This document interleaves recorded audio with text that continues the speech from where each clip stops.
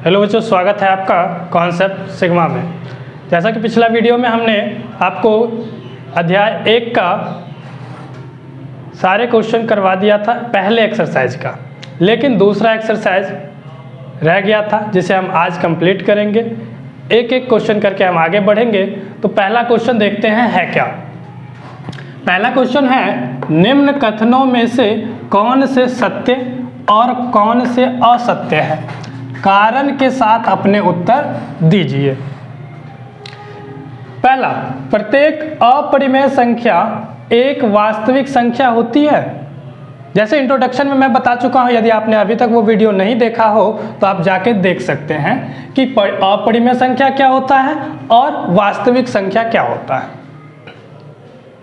तो पहला क्वेश्चन है, प्रत्येक अपरिमेय संख्या एक वास्तविक संख्या होती है। सत्य, प्रत्येक अपरिमेय संख्या एक वास्तविक संख्या होती है, क्योंकि वास्तविक संख्या सभी संख्याओं का समूह होता है। वास्तविक संख्या ऐसी संख्या होती है जिसमें सारी संख्या आती है, सभी संख्या को मिला लिया जाए तो वो वास्तविक संख्या कहलाता है। दूसरा क्वेश्चन है कि एक संख्या रेखा पर स्थित प्रत्येक बिंदु अंडर रूट m के रूप में होती है, जहां m एक प्राकृत संख्या है, m एक प्राकृत संख्या होती है। तो क्या यह सत्य है? जी नहीं, ये असत्य है। क्यों? क्योंकि जैसे मान लो कि तीन को यदि अंडर रूट में रखोगे तो बाहर नहीं निकल सकता, बाहर निकलेगा तो पॉइंट में आएगा कुछ नंबर। इसीलिए 3 जो है अपरिमेय संख्या है। 3 किसी का स्क्वायर नहीं है। आप 1 का स्क्वायर करोगे तो 1 आएगा, 2 का स्क्वायर करोगे 4 आएगा। तो 3 प्राकृत संख्या नहीं है, अपरिमेय संख्या है, इसलिए यह कथन हो गया असत्य। आगे बढ़ेंगे। तीसरा, प्रत्येक वास्तविक संख्या एक अपरिमेय संख्या होती है।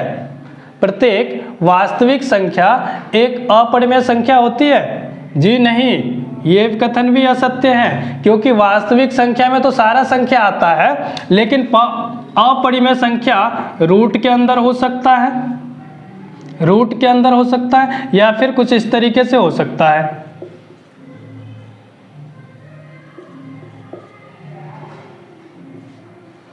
इस तरीके से हो सकता है। देखेंगे बच्चों नेक्स्ट क्वेश्चन। अगला क्वेश्चन है हमारा क्वेश्चन नंबर 2। क्या सभी पूर्णांकों के वर्गमूल अपरिमेय संख्या होती है? यदि नहीं तो किसी संख्या के वर्गमूल का उदाहरण दीजिए जो परिमेय संख्या हो। पूछा गया है कि क्या सभी पूर्णांकों के वर्गमूल अपरिमेय संख्या होता है? तो आप आंसर देंगे नहीं, सभी पूर्णांकों के वर्गमूल अपरिमेय संख्या नहीं होता है।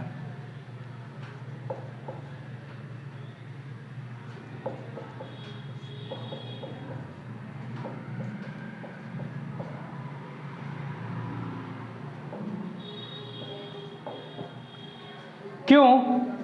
क्योंकि उदाहरण के लिए लेते हैं, क्योंकि यदि √9 रखते हो आप तो √9 बाहर निकल के क्या आ सकता है? 3। क्यों? क्योंकि जब भी रूट के अंदर कोई संख्या होती है उसका मल्टीप्लाई का पेयर बन जाता है, तो उसमें से 1 बाहर आ जाता है। तो 3 का पेयर बन गया, 3 बाहर निकल के केवल 3 बचेगा, जो पहले 9 था रूट के अंदर।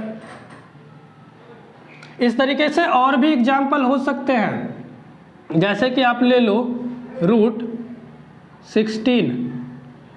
अब 16 का जब आप पेयर बनाओगे तो बनेगा 4 × 4।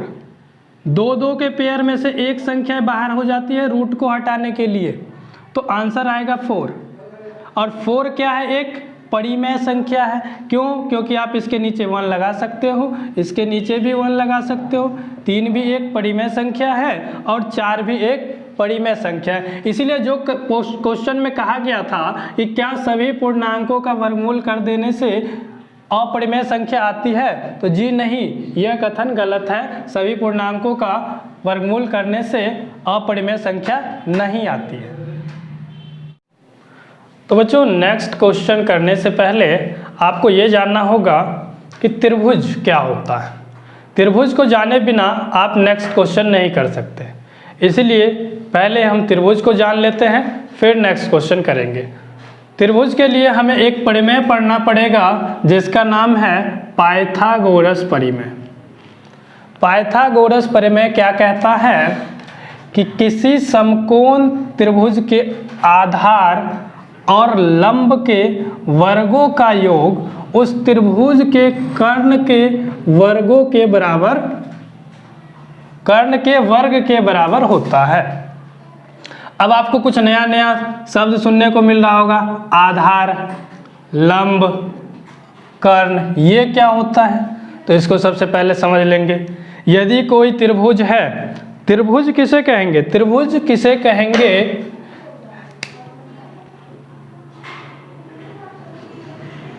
तीन भुजाओं से मिलकर बनी बंद आकृति को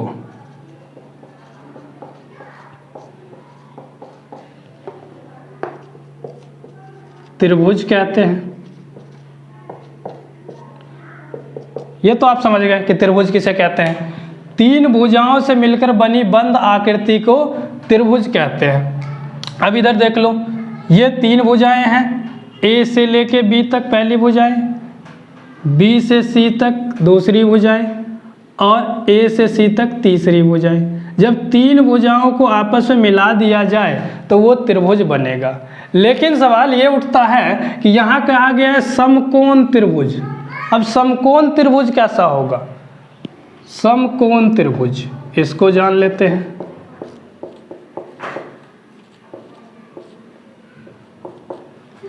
ऐसा त्रिभुज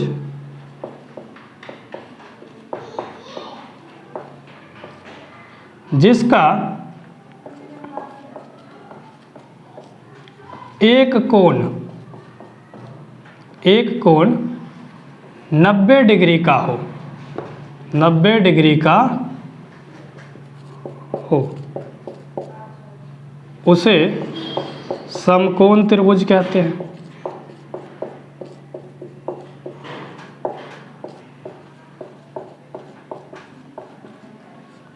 ठीक है, ऐसा त्रिभुज जिसका एक कोण 90 डिग्री का हो उसे समकोण त्रिभुज कहते हैं। अब जब आप देख रहे हो आकृति में ये एक त्रिभुज बन रहा है, इसका एक कोण 90 डिग्री है, एक कोण 90 डिग्री है तो ये समकोण त्रिभुज है और बाकी के कोण हमको पता नहीं है कि कितना है।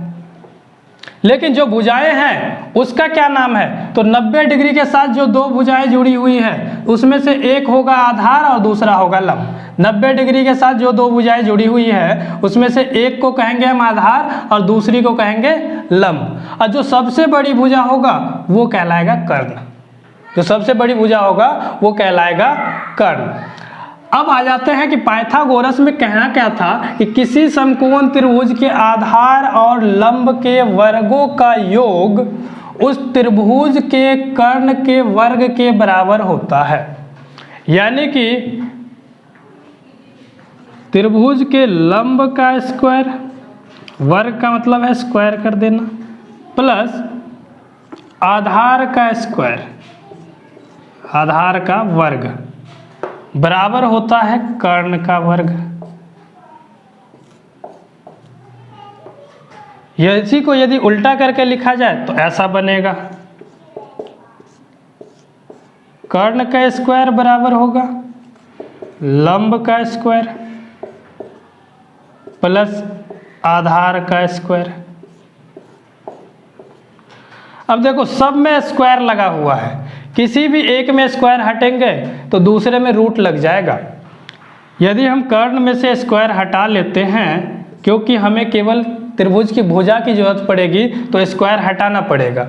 स्क्वायर यदि कर्ण में से हटा लेते हैं तो इधर रूट लग जाएगा, रूट के अंदर हो जाएगा लंब का स्क्वायर प्लस आधार का स्क्वायर। यहाँ तक क्लियर है? इसके एक क्वेश्चन कर लेंगे तो हमें और ज़्यादा समझ में आएगा। तो पाइथागोरस का एक क्वेश्चन कर लेते हैं जिससे कि आपको पाइथागोरस के जो फॉर्मूले हैं वो बेहतर समझ में आएगा। एक त्रिभुज है आपके पास, समकोण त्रिभुज, जिसमें एक भुजाएं है 4 सेंटीमीटर, दूसरी भुजाएं है 3 सेंटीमीटर, यानी कि ये लंब है, ये आधार है, ये लंब है, ये आधार है। क्यों? क्योंकि ये 90 डिग्री के साथ जुड़े हुए हैं दोनों भुजाएं, इसलिए एक आधार है तो दूसरा लंब है। हमें निकालना है कर्ण, कर्ण नहीं पता हमें। क्वेश्चन देख लीजिए, यदि एक समकोण त्रिभुज का लंब 4 सेंटीमीटर तथा आधार 3 सेंटीमीटर हो तो कर्ण ज्ञात कीजिए। तो आपके पास फॉर्मूला है कर्ण बराबर अंडर रूट लंब का स्क्वायर प्लस आधार का स्क्वायर। ये फॉर्मूला था, अभी हमने बताया। कर्ण निकालना है, लंब दिया है और आधार दिया है, तो कर्ण को ऐसे ही छोड़ दो। कर्ण का वैसे आप लंबाई लिख सकते हैं, ए से लेके सी तक लंबाई है तो ए सी डाल दो, अंडर रूट लंब की लंबाई कितनी है, लंब ये है, ये साइड, तो ए से लेके बी तक लंब है, ए बी का स्क्वायर।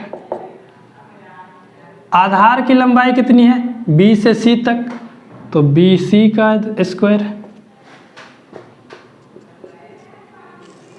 ए सी की वैल्यू आपको नहीं पता है, ए बी की वैल्यू पता है। ए बी कितना लंबा है, 4 सेंटीमीटर, तो 4 सेंटीमीटर लिख दो इसका स्क्वायर, प्लस आधार कितना है 3 सेंटीमीटर, तो 3 का स्क्वायर। स्क्वायर करने आता होगा आप सभी को। स्क्वायर का मतलब क्या है, उस संख्या को उसी से गुना करो। 4 है तो 4 से गुना करो, 4 गुने 4 करोगे तो आएगा 16, प्लस 3 गुने 3 करोगे तो आएगा 9, और 16 और 9 को जोड़ोगे तो 16 और 9 को जोड़ोगे तो 25। अब ये रूट के अंदर 25 आया, लेकिन हमें बाहर चाहिए, तो बाहर के लिए रूट 25 को आप तोड़ के 2 रूप में लिखिए, यानी कि 25 का जब आप एलसीएम करिए तो आएगा 5 के पहाड़े में 5 बार में और 5 के पहाड़े में 1 बार में। तो जिस नंबर का पेयर बन गया, 5 का पेयर बन गया, तो वो 5 बाहर आ जाएगा। 5 गुने 5 बना 25।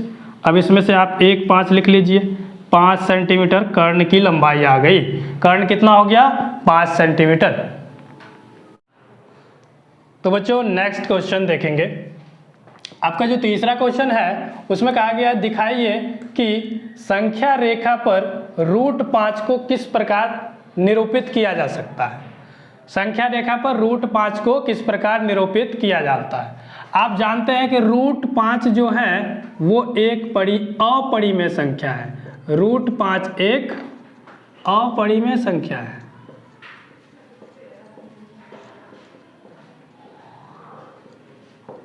ये आप जानते हैं।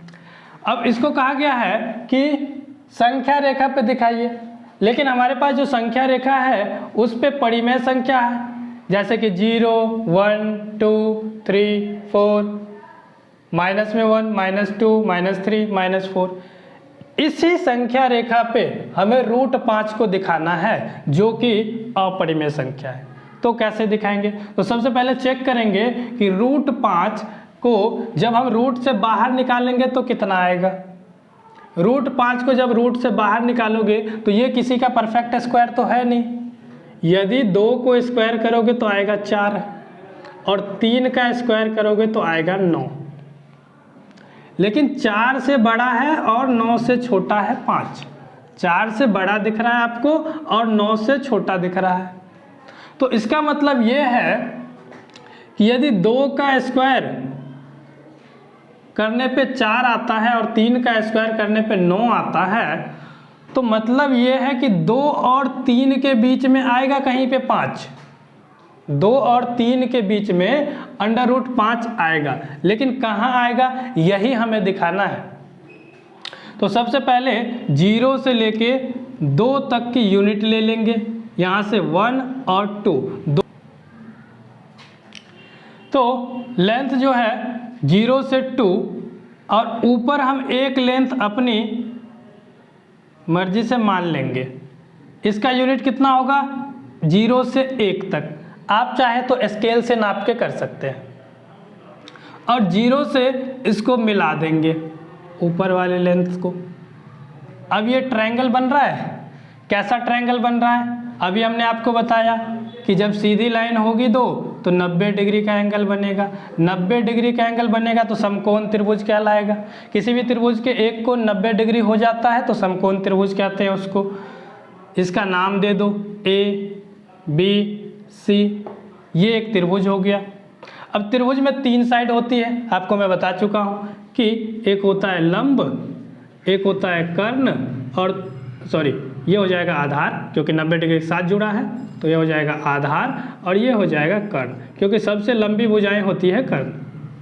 ठीक है, तो हमें पता करना है आधार का लेंथ पता है 2 यूनिट। आधार बराबर 2 और लंब बराबर हमने माना 1। इसकी लंबाई कितनी 1। हमें निकालना है कर्ण, तो कर्ण बराबर फॉर्मूला आपको बता चुका हूँ। कर्ण बराबर फॉर्मूला निकालिए, लंब का स्क्वायर प्लस आधार का स्क्वायर √। अब बताइए लंब कितना 2, तो लंब की जगह 2 प्लस आधार कितना आधार 2 था और लंब 1 था। आधार 2 था और लंब 1 था, तो लंब की जगह 1 का स्क्वायर और आधार की जगह 2 का स्क्वायर। 1 का स्क्वायर 1 ही होगा क्योंकि 1 गुने 1 करोगे तो 1 आएगा। 2 का स्क्वायर कितना 2 गुने 2 करोगे तो 4 आएगा। 2 का स्क्वायर आया 4 और 1 का स्क्वायर आया 1, दोनों को जोड़ देने पे आएगा 5। कितना आया √5, यानी कि ये जो लेंथ है ये आ गया √5। अब बताइए ये लेंथ जब √5 आ गया है तो इसी लेंथ का जब हम कंपास से नोक यहाँ रख के पेंसिल लगा के चाप यहाँ से खींचेंगे तो ये कहीं ना कहीं इधर आएगा और जहाँ पे आ जाएगा वही दूरी कहलाएगी √5। तो आप प्रॉपर पेंसिल और स्केल से नाप कर करेंगे। नीचे वाला लेंथ 2 लेंगे, ऊपर का लेंथ 1 लेंगे और पाइथागोरस का फॉर्मूला लगा के कर्ण निकालेंगे। कर्ण निकालने के बाद जितनी कर्ण आएगी यानी कि √5 आएगा तो फिर आप कंपास से पेंसिल लगा के चाप खींचेंगे और जहाँ पे लाइन काटेगी वहीं पे √5 होगा। तो बच्चों इस तरीके से आपने √5 को संख्या रेखा पे दिखा दिया। हालांकि आपके एग्जाम में कभी कभी √3 पूछ लिया जाता है, कभी कभी √7 पूछ लिया जाता है, कभी √11 पूछ लिया जाता है। तो इस तरीके को इसको कैसे करेंगे, इसके लिए भी मैं आपके लिए अलग से वीडियो लाऊंगा जिससे कि आपका सारा डाउट क्लियर हो जाएगा। तो बच्चों आशा करता हूँ कि जितना मैंने आज आपको पढ़ाया वो समझ में आया होगा। यदि समझ में अच्छे से आ गया है तो वीडियो को लाइक कीजिए, चैनल को सब्सक्राइब कीजिए और अपने दोस्तों के साथ शेयर कीजिए। तब तक के लिए धन्यवाद।